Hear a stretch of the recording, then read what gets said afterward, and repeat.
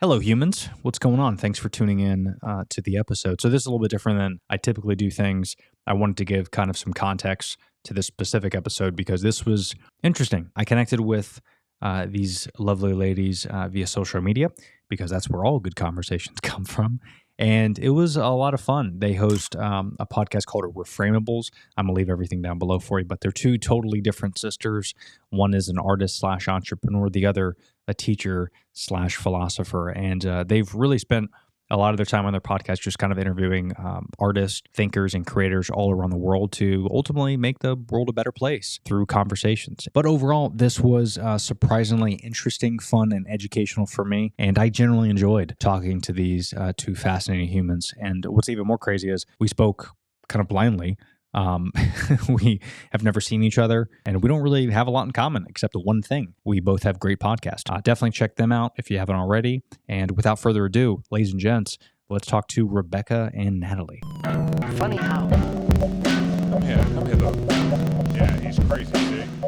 Who are you? We interrupt this program to bring you a special report. Thank you so much for doing that. I know we've been going back and forth. I don't know if you follow, but I'm a new father, so schedule has been crazy. That's exciting. Yeah. Yeah, it's very great. Tony Berardo, Humanity and Hashtags. Yeah. Tell us a little bit about how your vision for your podcast came to be. Yeah, mine's kind of a long story, but to shorten it up, it's I've been going for about 4 or 5 years, and I have a background in sales, marketing, and management. But prior to that, I was a personal trainer. So I was in the health space for quite some time, and then there's just not a lot of money in it, unfortunately.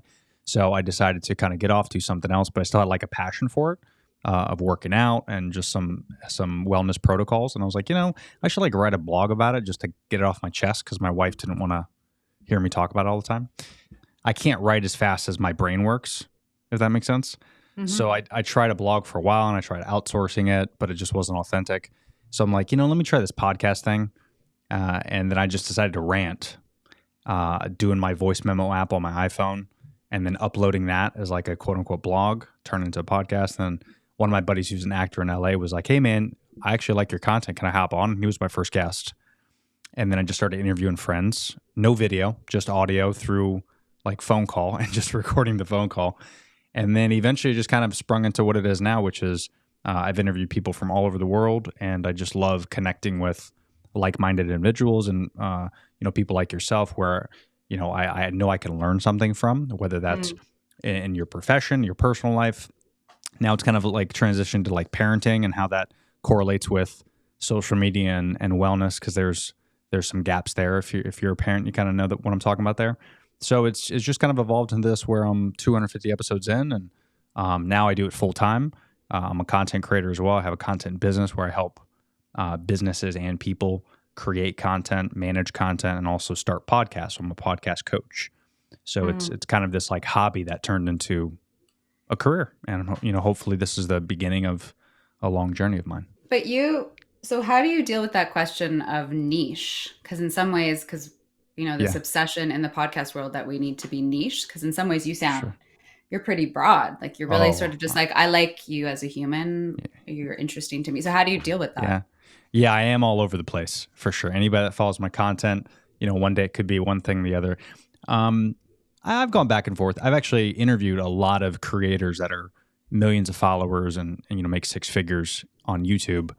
And they all seem pretty on board with the whole idea of you should have like your nuts and bolts, which could change year over year. I'll use me as an example if people want to follow. But so mine's health and wellness, and then it kind of graduated into more social media once I started dipping into that. So now my content is a little bit of wellness, a lot of social media, which is hence the name Humanity and Hashtags, but also kind of, combining those, because I think at least in my podcast, I deal with the space of wellness and social media. So I try to include how social media affects our well-being as well as productivity, right? And then work and job. So it's kind of one niche kind of like spawns into a bunch of other things. But as long as I think the nuts and bolts are there, I think that's what's key. And then as far as like parenting, now I'm looping that in. So I try to include parenting content, but also base it around social media and wellness. So I still stick with the nuts and bolts of wellness and social media, but I kind of sprinkle in some other things. And I've realized my following has grown drastically when I've gone outside that. Even when I had my original podcast, which was called the Berardo Podcast for quite some time, because my handles everywhere is the Berardo and my website is theberardo.com. But the biggest feedback I got was, hey man, this is great, but I'm just not into like wellness. But hey, keep doing what you're doing. And I'm like, interesting. So that's when I kind of branched out a little bit and I rebranded a while ago. Now it's Humanity and Hashtag. So that's really helped my following a lot because it is more broad. It builds curiosity. When you say like the Berardo Podcast, you're like, first of all, how do you say that name? Second of all, what do you talk about? So I think picking a niche that you can actually make something simple where people are also curious about it. For me, at least, the niche part, I wanted to make sure it was something that I'm not going to grow out of. So that's why I want to do a little bit more parenting stuff because, that ain't going anywhere. And at least for 18 years, and then I'll kick her out. But I mean, so I think just sticking in a niche that is going to be sustainable and easy for you to be consistent with content. And that's what I've realized. Right. So, what did you think? How do you see our niche? We're always wrestling with this one. What do you think our niche is? That is a great question. Yeah. How did you see us? I mean, for you guys, it seemed more, if I had to sum it up in like one word, is just connecting, with people. Because when I look at a podcast like yours that has, more than one guest, or more than one host, I kind of look at it like you're looking at ways to connect with other people, find like-minded individuals, learn from each other. And, I don't know if I would break it down as a niche. I mean, for years, I've kind of gotten away from looking at podcasts as a niche. The big example, I guess you could say, is like Joe Rogan or Gary Vee or like some of these other, big wigs. They don't really have a niche. It's people just talking. And wherever the conversation goes, it kind of goes. So I never really look at a podcast like a niche until I hear an episode. The episode to me is the niche. So, what is this episode going to be about on your show? Right. Can we label it as a niche? Or is it just we're kind of talking to this one guy and just seeing how it goes? Right. I like that openness. Yeah. And it's interesting. Oh, no, go ahead. I'm sorry. I was just going to say, and that's not for everybody. I mean, there's, a lot of people listen to Gary Vee, for example. He doesn't necessarily have a niche. You could say it's like social media, but it's also like he just talks about so much stuff. It gives you a headache. Great content, but that individual fan and listener goes for that content. That's not going to be like someone casually who's 30 years old that has a corporate job. He's not going to probably listen to Gary Vee. It's the entrepreneur, mentality type of thing. So I think that's the niche, is like that individual and that listener. But I stopped listening to Gary Vee a while ago. Just because I kind of got what I needed from him. And then I'm like, now it's like more Huberman Lab and, things that are going to make me better, more parenting, podcasts, like things like that. So it's like, I think a podcast should be consumed only when you need it, when it's beneficial to you, unless you want to do it for fun. But for me, I look at it educational purposes. Did you read that article about Huberman? Yeah. We have to talk about that. Yes, we will. Did you actually? You said Huberman, so. I love Huberman. Did you listen to his latest one with Cameron Haynes? No. Okay. Check that out. What was good about that one? Well, I only saw a couple clips. So it's on my list of podcasts I listened to today, but he called him out on it. He asked him about it. And Huberman goes, all right, let's just talk about it. And then it goes, listen to the full episode. And I'm like, damn it. So it's on my list to I need to listen to it maybe before I comment. Yeah. I mean, he did sound more complicated, obviously, and I keep seeing things that, like, you see various scientists debunking him now, but I don't know if that's because, like, I saw one recently where they were trying to challenge whatever he was saying about cannabis. It was a scientist saying wrong. Yeah. But I don't know if that's because you also get views for clickbait challenging somebody who's popular. So I don't honestly, I've just sort of seen, I mean, sometimes as a woman, I get a bit tired of all these men who are just like, oh man, like it just seems a lot like pontificating.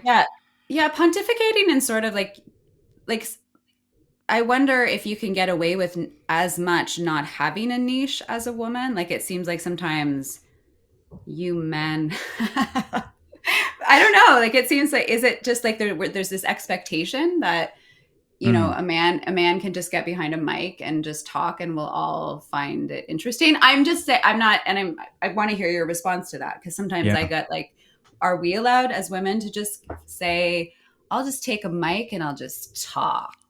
There's something about it feels less like we accepted. Have to have it. Yeah, less accepted, and like we need a stronger agenda, and that we're supposed to be more giving and men can just take the space. But tell me how you see it. Yeah, well, first of all, men are the worst, so I'm on board with you. Okay, well, great. I mean, okay, thanks. Yeah, I mean, let's make that abundantly clear. Let's get this started the right way. I mean, men cause all the war. Mm-hmm. Every war is caused by a man. Men are the only threat really to women. Like men, unfortunately, you know, for us, aside from like safaris and wildlife, we don't necessarily have a threat. Like we don't walk down a dark alley and say, "Oh, I hope there's not a woman there." Right? Mm-hmm. You guys do. So we're the worst. We're horrible. There's a vast majority of us that I think that spend most of our lives trying to fight that and be better. Mm-hmm. But more often than not, like men are scared of other men. That's how crazy we are as a species. Men are terrified of men. So I think, I don't know. I think you're right in a little bit of that. But I also think we just maybe started earlier. I think you look at like, there's so many great women podcasts out there. You know, Call Her Daddy obviously is a great one. Dax Shepard has his co-host. I always forget her name. She's great. You know, I think she is even like doing her own series. I just think men are more susceptible to listening to more men. You know, probably similar, I would imagine, how women typically want to listen to more women, because I even did a podcast about this the other day when I had a doctor on my show. So we were just shooting the shit back and forth, and I was telling the story of I don't think there should be men gynecologists. Okay. I just, I mean, obviously it's great that you go to school, yada, yada, yada. Similar to how I don't necessarily want a woman, because I just got a checkup recently, you know, feeling down there saying, hey, oh, I know what this is. Come on, do you? No. It's just like when my wife, she had to switch from a male to a female because the female one was on vacation. And she's like, no, I want a female gynecologist. Because, you know, she's prepping. The guy's like saying, the contractions only last a little bit. And I looked at him, I go, stop. I need a new doctor. You don't know what a contraction is just because you went to school for it. Enough. Yeah. Don't tell my wife that she's going to be okay. It doesn't hurt that bad. Like, what? You don't know. So to me, it's like there are certain positions, in my opinion, that men are meant for and women are meant for. And I think we can each do both. But at the same time, like if you ask my wife, no, she doesn't want a man. Because again, it's like how we can relate to, you know, the opposite sex. I think it's important. So I think sometimes when guys do listen to other men, it's more like Cameron Hanes, Huberman, like, yeah, I trust them because they're men. And that's probably the wrong attitude, but I think that's the reasoning behind it. That's happening, right? Yeah. By the way, Monica Padman is her name. Monica Padman. Oh, the Dax Shepard co-host. Yeah. Yes. Okay. Let's say her name. She is. She's great. I love her. She's so funny. Yeah, she's great. So, and again, I think I would listen to Dax, and look at me. It's a stereotypical guy. I only remember Dax's name. What an asshole am I that I forgot Monica's name? But you know, that's also celebrity culture too, right? I mean, that's true. Part of that. That's true. And we're a team. We're working together. Yeah, exactly. It is kind of a cool shift about the whole celebrity thing. Have you heard about this? The unblocking trend? Well, yeah, or like we're blocking them because they're not advocating. What is it? Well, there's a lot of reasons, but I think the unblocking thing started because of the Met Gala, where it was like $75,000 a ticket. But, you know, all these people, I forget her name, but she's such an asshole. I'm only forgetting the women. It's the lady got famous on TikTok. And Haley Bailey? Yes. Mm-hmm. And she did like this massive apology. And because she did a Marie Antoinette costume, just to kind of give people context if they weren't. And then she had this like supposed joke about let them eat cake. Yep. Which, like it was pretty horrible. Yeah, not okay. And then her apology video made it way worse. Yeah. So now all these people are like, oh, wait, celebrities, they actually don't care about us. At least a few that we can talk about, right? But then they just brought up the Met Gala, and people started like stitching these videos of, you can't even pay your mortgage, but it's $75,000 per ticket for the Met Gala. They dress like crazy people, and we're the ones that essentially allowed them to become famous enough to afford that ticket. The Kim Kardashians of the world, all these people are gotten famous because we watch their shows and yada yada. But when we try to do something for them, or we try to react, or we need support from them, they don't do it. That's essentially the thing. So people are they're blocking, unfollowing all these celebrities. Like Kardashian, I think she got like 3 million unfollows in one day.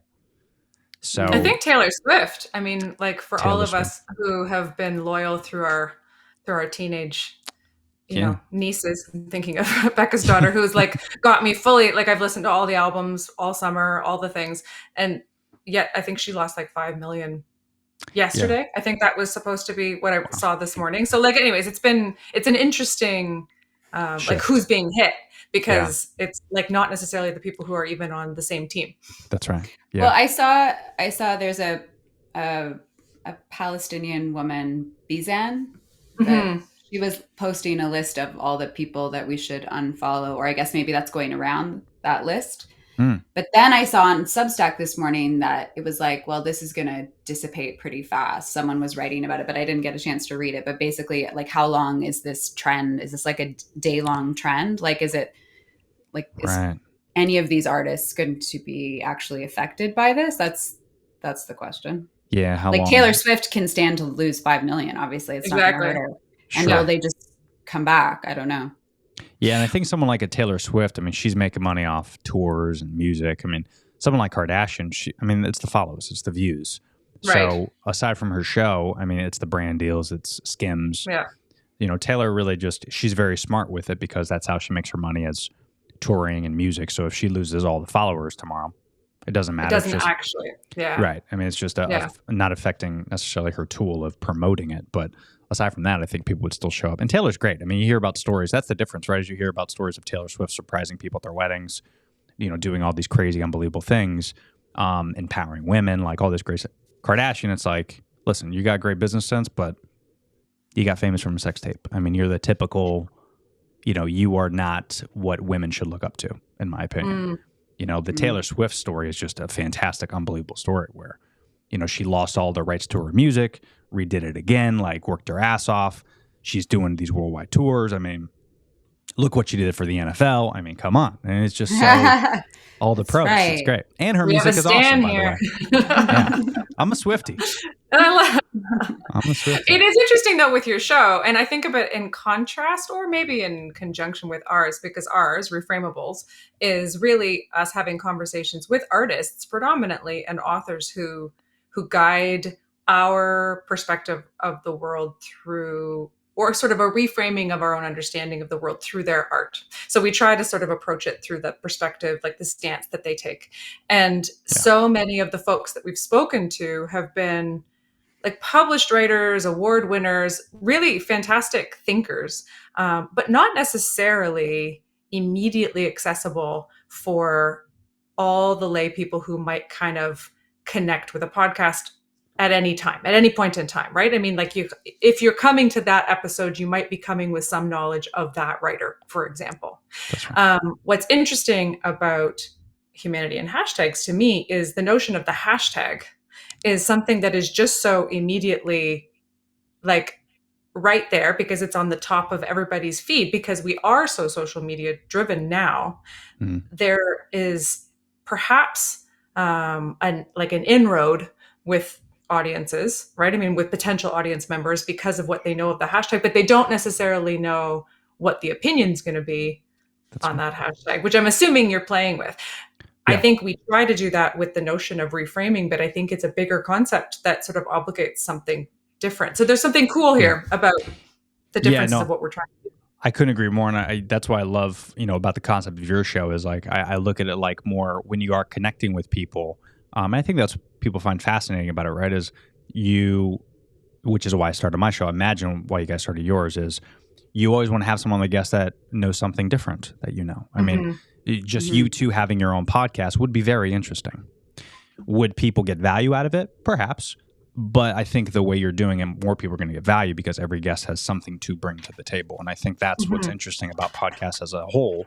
How I try to make mine is no matter what the episode's about, which I usually don't know what the episode's going to be about. I just like the human. And maybe we'll talk about social media at some point, which is kind of the play on words that I like to mess around with. But I really picked that title because I think we all have nowadays, at least, and the title might change over the years, but we're all human and we're all kind of addicted to this thing of social media, of hashtags. And we don't even know what a hashtag is except for something that we put right on our post. Before that, people don't know, it's the number sign. Like we used to have to dial, and like there was things that you did with that number sign. Now it's hashtag podcast. It's like it's so fascinating, and it's just a short shift that we have become so combined, those two things, like human beings, the physical creature, and then this digital age. It's, to me, that is the most fascinating part about this whole thing. I mean, look at us. We're talking virtually, and then someone's probably listening to us when they're working out or in their car. It's unbelievable. And they might learn something, or they just might have fun. I think that's why we love reality TV, is we just like watching and listening to people, because there might be like a sentence or a paragraph or an entire episode that we can get value from. Right. And it kind of disconnects us from maybe the stress that is going on in our life, and maybe it'll help. So who have been some of your favorite guests, or one really, like, what's something you've learned that's really cool from a guest? Yeah. Man, I think probably most recently, because I'm at like 240 now, I think. Dr. VK, I think he was like episode 230. And he's in Canada. He's got his own practice. And we had a very fascinating, he's the only doctor, I've interviewed a lot of doctors, like Dr. Michael Greger I've interviewed, which he's a great plant-based author. He actually did the book, How Not to Die, if anyone wants to check it out. And he's been on a bunch of documentaries as well. He was great because he's very knowledgeable on the topic, plant-based. But, if you're like a carnivore, you're not going to like that episode. What I liked about Dr. VK was he calls healthcare sick care in America. And we had this fascinating 2-hour conversation about how his practice, he limits the amount of patients he has, and he's not making a lot of money, but he spends an hour, 2 hours sometimes with a patient. He sits down, really just spends time dissecting their day, their health, their eating habits, what they're doing. Like when he does blood work, he really takes their time and sits down. And I told him, my doctor I spent 10 minutes talking to. And he's like, that's crazy. He's like, there's no way you can learn enough. Well, what about the nurse practitioner? No way. You cannot look at lab work and understand what's going on in someone's life, because it could be something that they're eating that maybe you don't know, that you can't see in the blood work. You have to walk through their nutritional habits. And we talked about how doctors in America don't even go through, like, quote unquote, nutritionist knowledge in their doctorate. It's like 1.5% of their 7 years that they spend time talking about nutrition. And now we know that nutrition is like 95% of how you can be healthy. Like, I mean, most your diseases and most your inflammation is caused from what you eat. It's caused in the gut, in the microbiome. Like that's, talk about Huberman, right? I mean, that's literally most of his podcast, what he talks about. So to talk to him and to hear about it is interesting. It's cool though, but sometimes I wonder with doctors, because like I've done enough therapy to know that there are things I don't say. Sure. No, but right when you get into therapy, there is like your sense that you can create a profile of yourself. You're only honest. Come on. So much. Are you completely honest with your therapist? I feel like I've not said 20%. Lots of things. Oh yeah. So then I'm like, sometimes with these doctors, like, because who's the Peter Attia, right? Is the other guy that, are you into him too? Yeah, my husband is, but then I had to challenge him on him because apparently he's a bit of a freak too. Like he's got his own problems. Yeah. Yeah, he's got his own problems. But sometimes I'm thinking about these guys like Huberman, like you're assuming that the patient is being completely honest. Accurate. Sure. So there is that sense that, like, is there assessment, this idea that we can assess someone for 2 hours and be like, I've got a whole picture of you because I've talked to you for 2 hours. I agree that our healthcare system is broken, although our doctor is pretty awesome at prescribing things pretty quickly. I think she's actually pretty good for being so efficient. Like in Canada, like our system is, like, you're dealing with private healthcare, right? That's right. Right.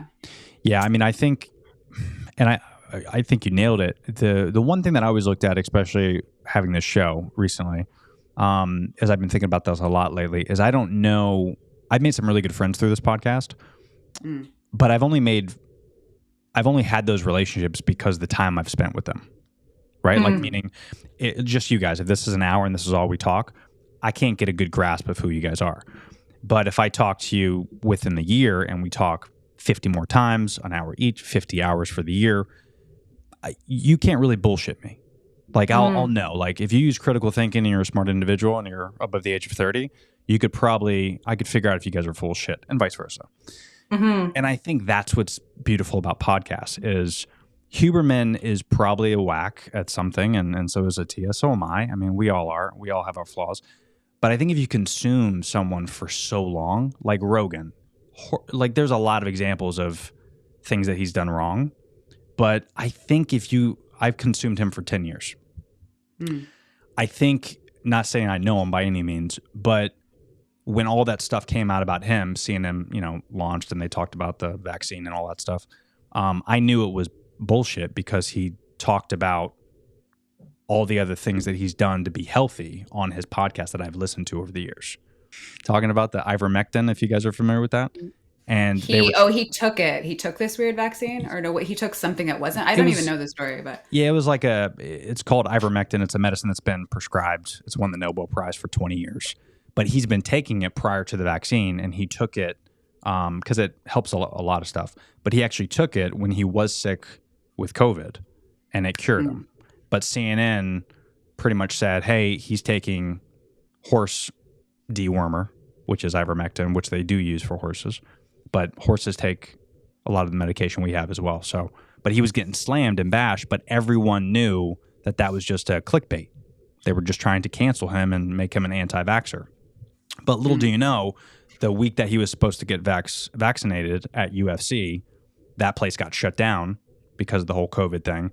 But he said on his podcast before that, he's like, yeah, I'm getting a vaccine next week. And then the week after, he's like, oh, I couldn't get it because Johnson & Johnson canceled the vaccine. So he's talking about step by step on his podcast about things he's doing. But then you read headlines from other people, and they're almost like printing these headlines as if we're not listening to his show 3 hours a day, 7 days a week. So it's like, do you listen 3 hours pause. Do you listen? Is it 3 hours a day, 7 days a week? No. But I'm just saying, hypothetically, he launches almost like, he launches like an episode a day almost. I mean, it's like 4 episodes a week he launches. Right, yeah. So like if you're on the road and traveling, I just don't travel that much anymore. But when I was like working at my last corporate job and I was on the road a couple hours a day, I listened to him. I listened to Dak Shepard. I listened to a lot of people. 4 or 5 hour podcasts a day I would listen to, honestly. And, when you're kind of consumed in that, no matter what the content is, if you're immersed in that all the time, you can read through the headline bullshit. Because I think a lot of people, whether it's Huberman or Rogan or, Biden or Trump or whatever it is, when you actually consume their content themselves, I think you can get a good feel for who that human is. You might be wrong to your point where it's like, is Huberman really? Like, who knows? He could be full of shit. I think there's a lot of that. I think maybe there is. Like Louis C.K. is another good example, right? If you guys follow him, where all that stuff came out with him and he got canceled. To me, I look at it like, okay, so he's a freak. He's still funny. So I'm still going to consume his content. I still watch the podcast that he watch. I'll watch his movies, but luckily I don't have to deal with him. But then, when you really read into the story and you listen to all the podcasts that he's on and he tells his side, that's what I think is so fascinating is I don't think you can lie as a human being the vast majority of us. I think you can. I think you can. I think you can. Long, though? Well, Yeah. but if you're actually like, I mean, Pathological, yeah. Pathological, yeah. I mean, Sure. I think you can. I mean, I think with Louis C.K., I don't remember his whole story, but I would suspect he's not going to come on any podcast and say, "Yeah, I was a predator." Sure. Mm-hmm. Sure. Right. So you would have to be. Well, no one's going to do that for their career. So I think, I think you can lie. And I think you can I think you can be really good at it. So I think, I don't know. I think people can, I mean, like Trump literally is a liar. Right. Like, I would take that stance. I don't know where you stand. But we catch him. We catch him in the lies. Yes. Well, and that's something, but it still is a lie. It's a lying state of being that exists. But a lot of people are not catching him, right? He's got a really awesome base. So a lot of people are not bothered by the lies, or they don't see them as lies. So and which may be part. Yeah, go ahead.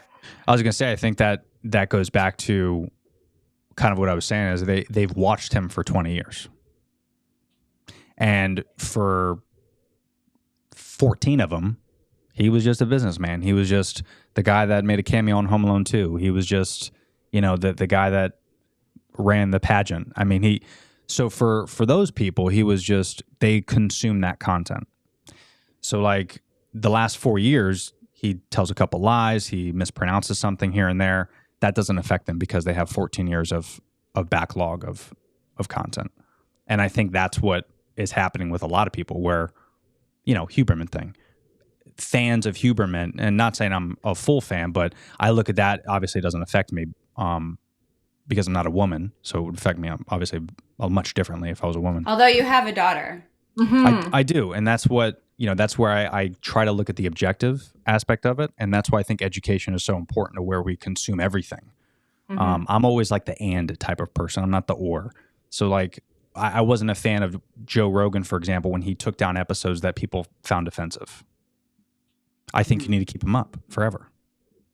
So if I want to find out if you're a piece of shit, there's an episode of it.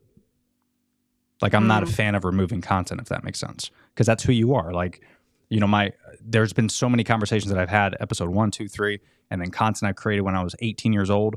I still keep it up. It's on my Facebook if you want to go find it. It's out in the universe because that's who I am. That's who I was at the time.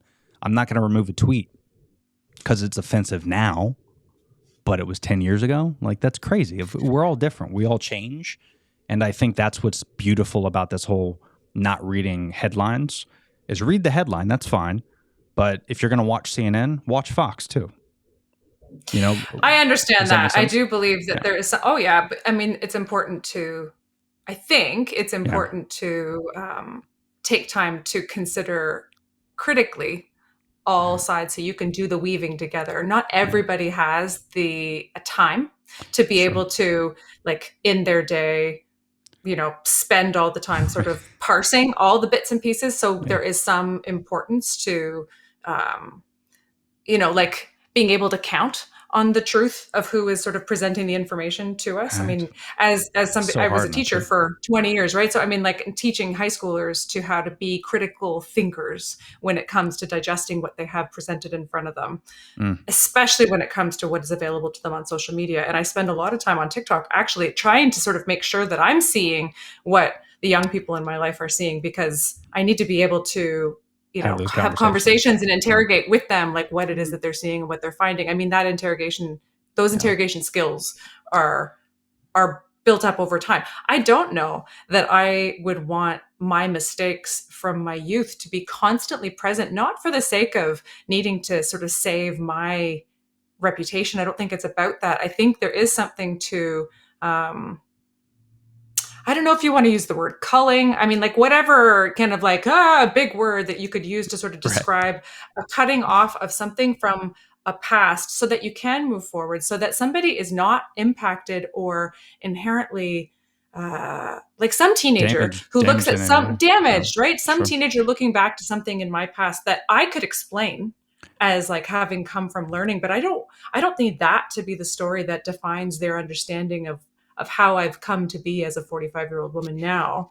I can talk about it, but they don't need to hear it in the moment. You know what I mean? Like the deleted tweets, sense. I think are not a bad thing when some of the shit that people have said have been like racist or sexist or, I mean, like horrible places to have gone for the human mind. I mean, if people grow and change, I'm like all for it because I'd rather know how they've grown and changed as opposed to just like the shitty behavior of a youthful mind at a certain point, you know? And it'll be interesting. It would be cool to talk to you in like 10 years.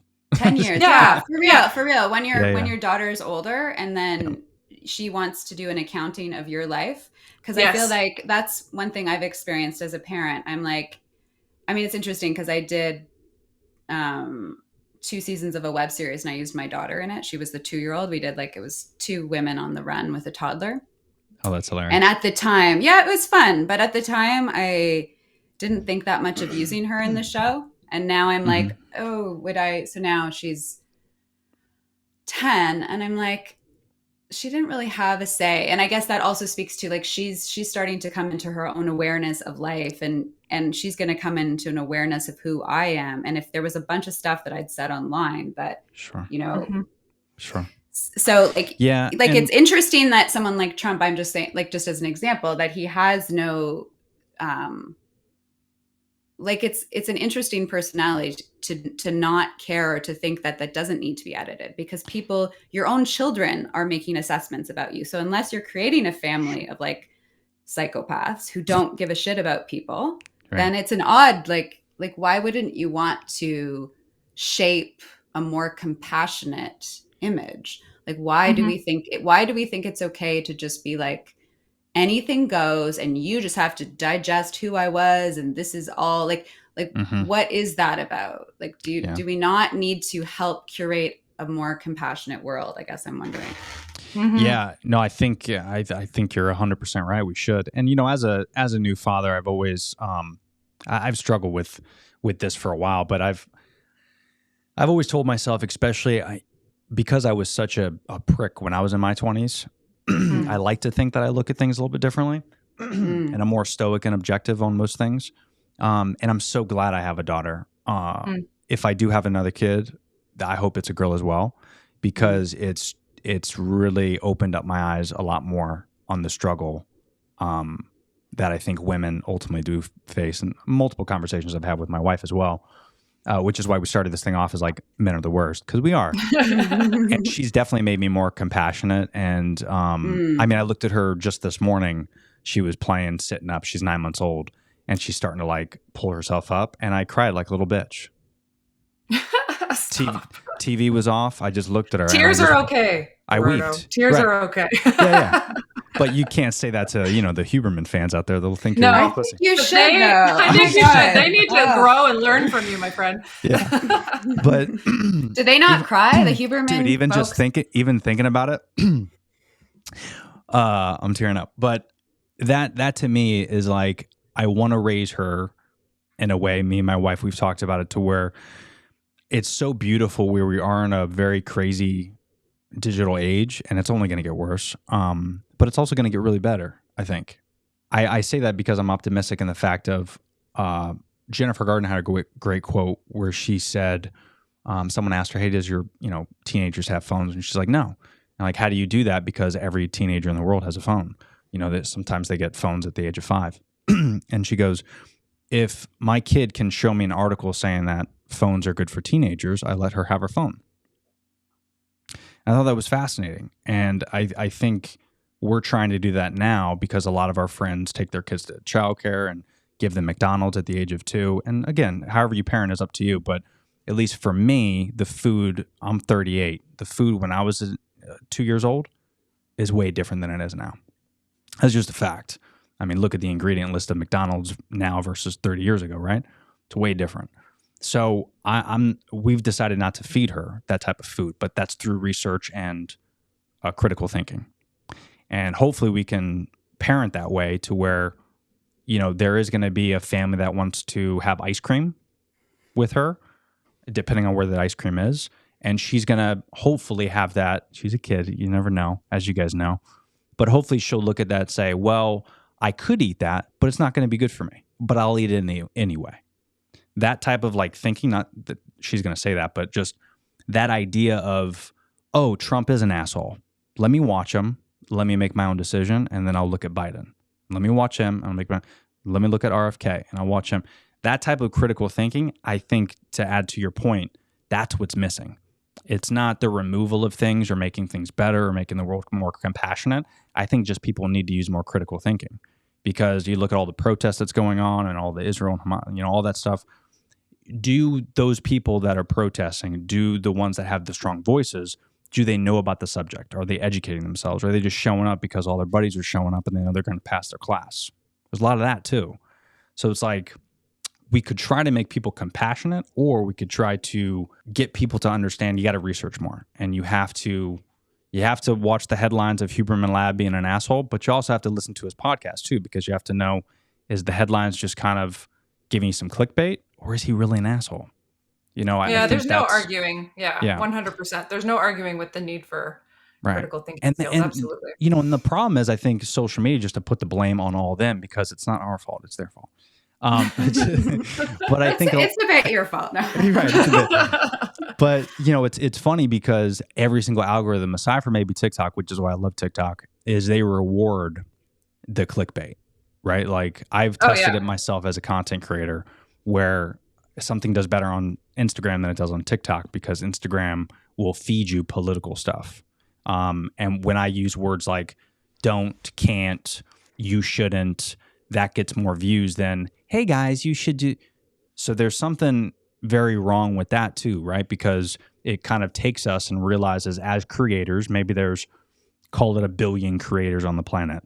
If every single one of them is getting more views from clickbait and being a dirtbag, they're incentivized to be a dirtbag. And that's kind of the problem, is like you guys said earlier, someone could constantly lie. Well, eventually, if you're a dirtbag for a couple years online, you turn into that dirtbag. And I think that's why we have more dirtbags. So what if social media flipped the script and said, hey, if you have any bad content or negative content or clickbaited content, we won't reward you. Whoa. That means we'll only get feed good shit. Whoa. But they won't make as much money because they're not going to get as many views, right? Because people love action films. They like John Wick. They don't like The Notebook. These are facts. So it's like people like the anger. They like the craziness. And I think that's why we have more accelerated extremist humans now, is because we're getting fed all this extremist BS online. And unfortunately, I don't think there's any way to stop it unless we, again, use critical thinking and understand this is bad stuff and we just got to consume something different. What do you think, Matt? Well, I was thinking of, oh my gosh, that channel that used to be on my feed all the time. And I think it's because I was feeding my little timeline to make sure that it came to me all the time, but was Humans of New York. Humans of New York. And I really loved it because it was such a consistent presentation of, it was a photographer who started the process, right? As if you don't know this one, or maybe it's disappeared from your timeline, because it hasn't been as present for me. It's a photographer who takes a picture of a random person in New York City and then chats with them for a little while and then kind of posts their story. And it's inevitably a story of just everydayness, but yet there's something really beautiful that he manages to kind of pull from it that is, I would suggest, inherently hopeful. And if not hopeful in the first one, what he did really beautifully, this creator, and I don't remember his name right now, so I'd have to go back and find it. But what he did really beautifully was for the stories that maybe had really intense hardship that couldn't be summed up in one post, he wouldn't stop it there. He'd actually turn it into a series. And you'd get people like Lovey, right? Like people who have strong followings themselves, top of the comments, coming back in going, waiting for post 7. Like it was like going on, right? So sometimes you'd end up with like really long ones. And so you had sex workers, you had like people from all walks of life being presented on this page. And it was never about a making of a grandiose story out of something small. It was just, this is the human story. And it's this complex in the urban environment. And we're all here and we all have something valuable to share. And it was so inherently positive that I do believe for a time, my timeline was more positive. So I do think it was possible. I do think things have shifted. I really do. I do. I have seen in the last couple of years a big shift.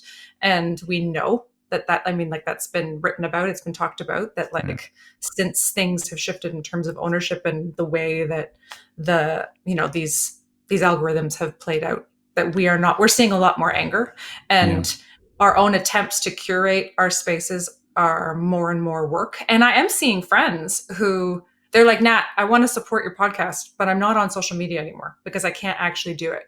And I respect that, because if that's sort of the way that you can guard your peace and guard the space for the people you love because of the way that you are impacted by the online space, like if you start to become that shitty person that you were sort of talking about because you're so angry because of kind of what's been happening online, then if the way to avoid that is to get the hell off, then I'm all for that. I'm sad a little bit at then what happens to the online space, because then it sort of just becomes a breeding ground for more anger. Right. Though I'm not sure how to push back beyond what we're trying to do, which is to create community both online and in person. When you're fighting computers, and I love my computer, but when you're fighting, when you're fighting like the algorithms, I mean, it's very, it can feel 100% like a losing battle. I do appreciate being able to have conversations in spaces like this that push people to meet each other. Like, I almost canceled our talk. I'm going to say that. I almost canceled this talk, not because of you, but because there were a couple conversations that I noted in your list of conversations that you had recently that I was like, oh, that's not where my head's at.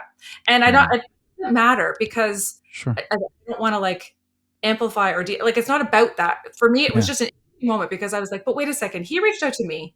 So that means he saw something in our podcast. And then I went through your history, and this goes to your point about like not taking things off or on. I'm going to sort of backtrack on my own self, but I saw a couple of the conversations you had specifically with highly, educated, thoughtful women who I was like, oh, okay. Like, this is a good reminder that the guy who reached out to me was thoughtfully working through his own conversations with other people at different times. So I had to stop and check myself and go, what's your fear here? Like, what is it that you're wary of in terms of a conversation with somebody who you could spend time with and kind of gauge? It doesn't matter if we're going to agree or disagree on all things, but I do think I had to check in with myself about that one, which was interesting.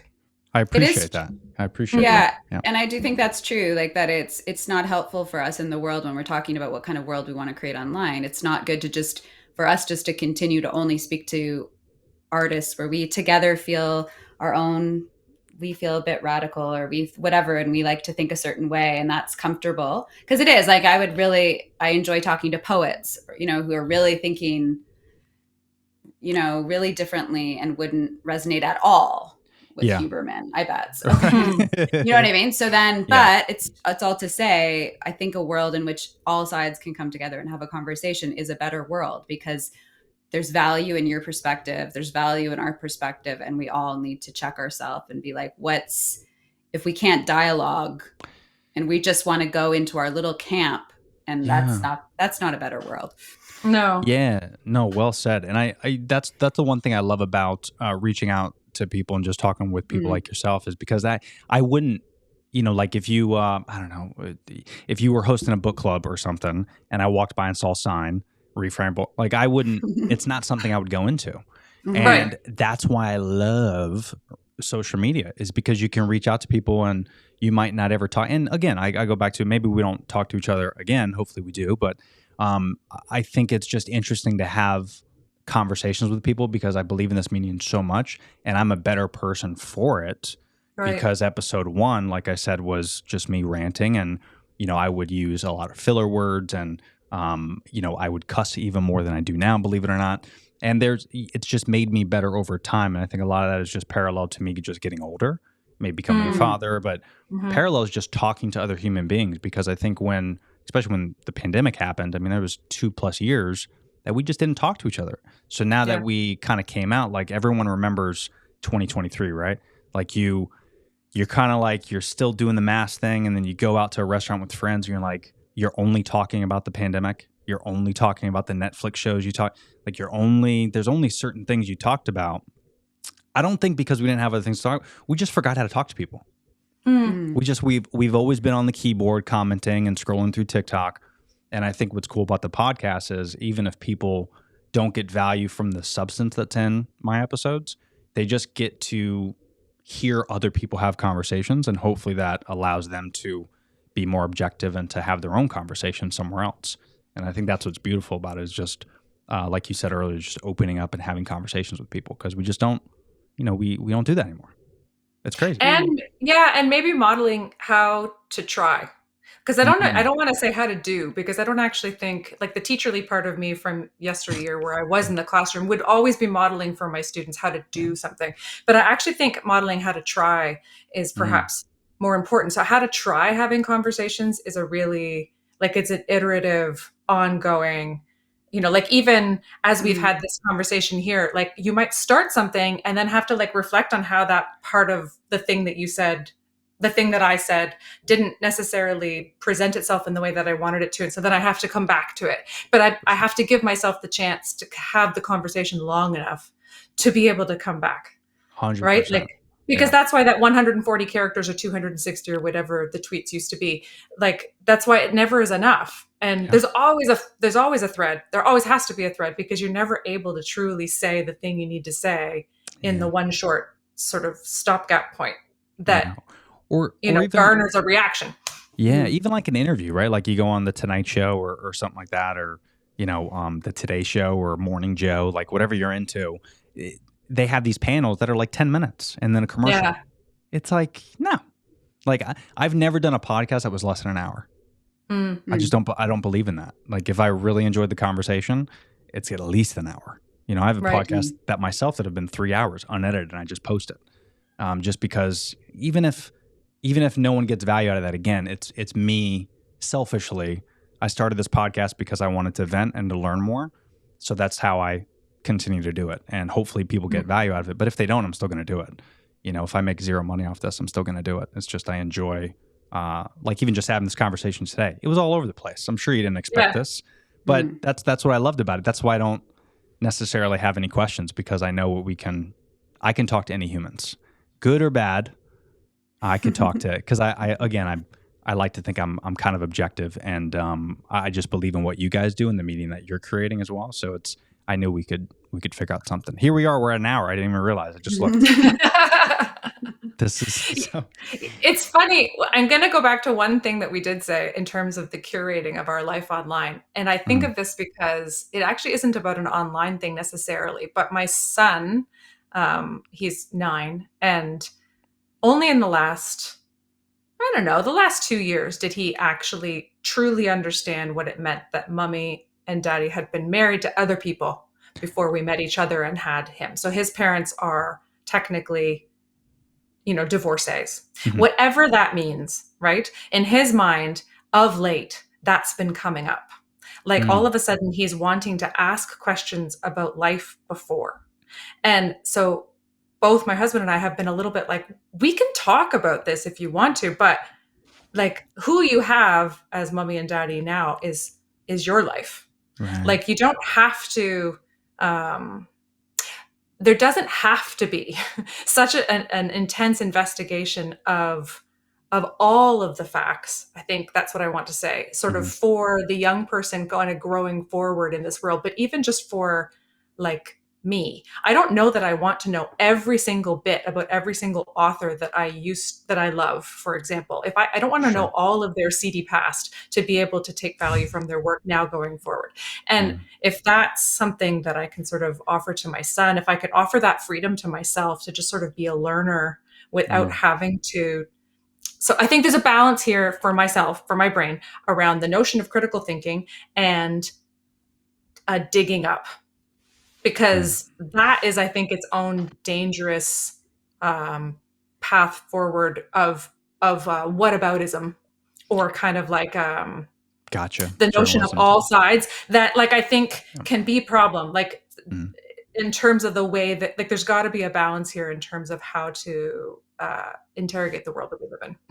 Also interesting, like I don't know where this fits in it, but the poet we just interviewed, her name was Kinesia Lubrin, and she was very adamant as a Black woman that she did not want to talk about biography, and she didn't want to be reduced to a Black woman and like now that you know my story, social identity as a concept.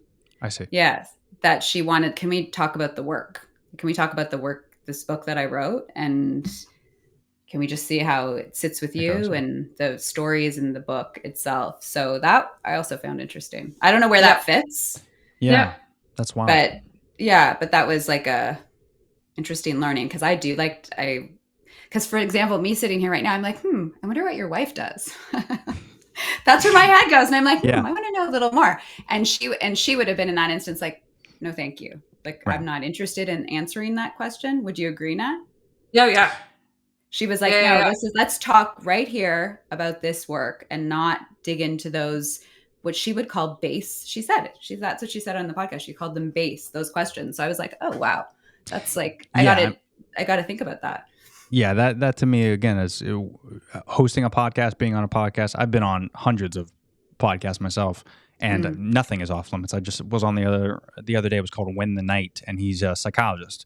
And he's like, because I'm a kid of divorce, and he's like, hey, is anything off the table? I go, no, if I don't want to talk about it, I won't tell you. He's like, well, it's live. I go, okay.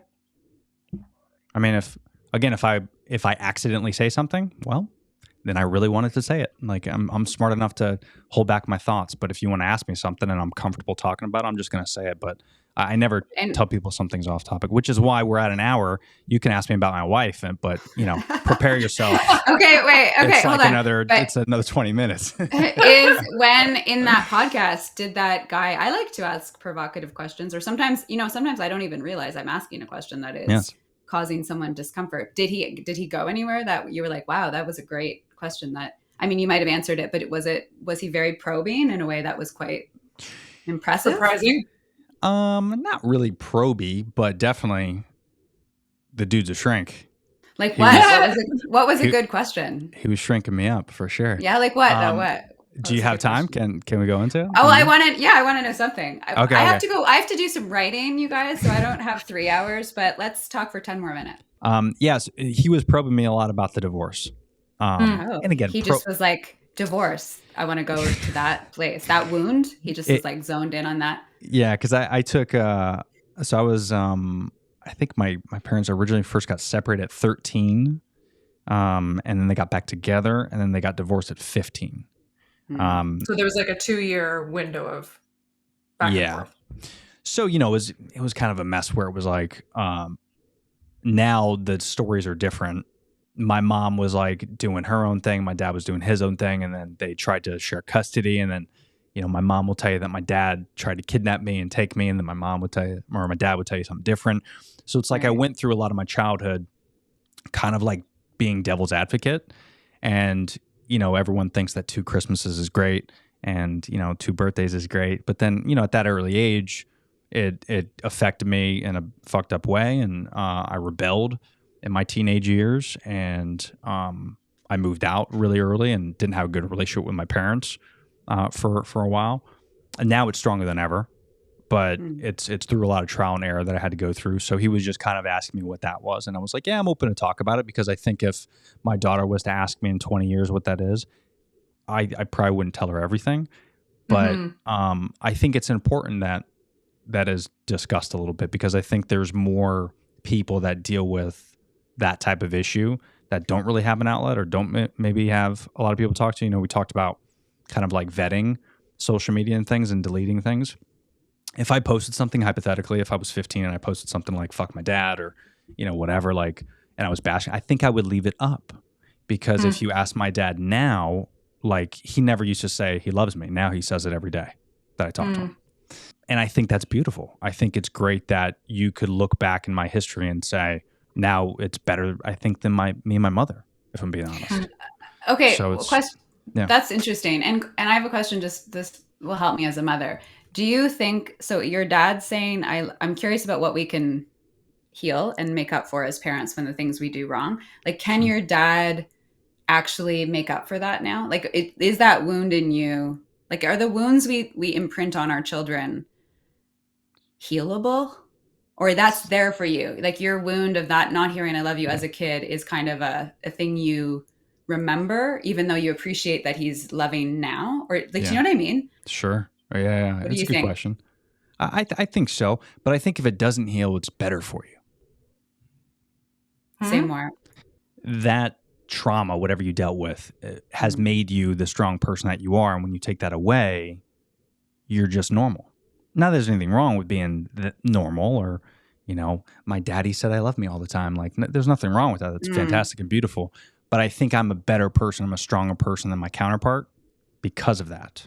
So you're like, thank you, trauma, for helping to shape me. That's how you see it. It's like, bro, thank you. Appreciate you. And I think my dad would agree as well.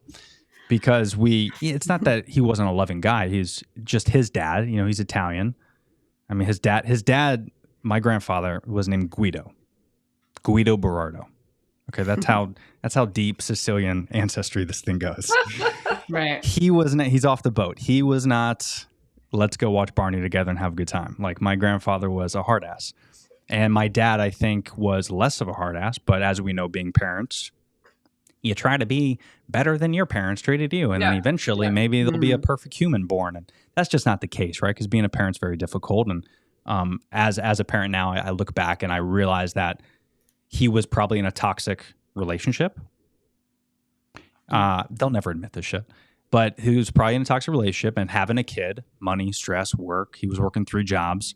It's not that he didn't love me. I'm sure he loved me just as much as I love my daughter. But he just didn't know how to really express it, because he was too busy doing everything else. And my mother, same thing. She was probably being a stay-at-home mom, and she was stressed, and she was doing everything she can, being a great mother, but she wasn't working. Maybe there was resentment on that end. So there's just so many things now looking back where, again, critical thinking. At 15, I'm just like, these parents must hate me.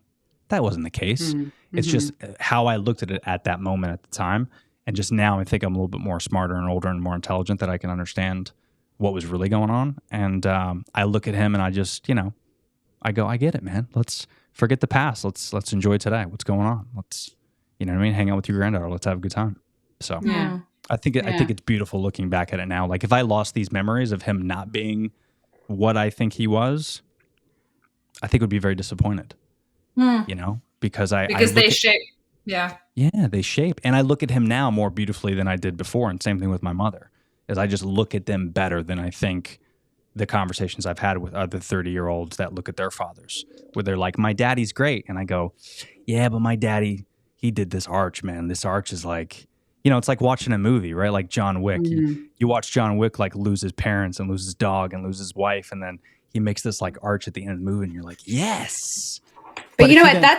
It's true. That's what makes a good movie, is when there's character evolution. So when we see change, that's when we feel something. So I think it seems like the key is that we have to have seen movement in a person, and then we can be like, oh, okay, this is resonating deeply because that person was able to make a shift. That's what's hard to do. Which is negating my point in a good way for like curating a timeline, because then I really like how you're going back and you're shifting that. It's very malleable. Yeah. Talk about flexibility of thinking. We're seeing it in real time. No, I'm still going to stick with my point in that I'd still rather curate at some level, because I mean, the shift is a shift, but I mean, I don't know that we need to see the shit in the shift all the way through. But anyways. Nat, if that's not a bumper sticker, I don't know what it is. Totally. You need to do that. No, but this was so great. Thanks, Tony, for chatting. This was super fun. And I look forward to seeing how we get to kind of like show up on each other's platforms, because part of the beauty of this work of podcasting is also the way that the material is presented too, right? So that's right.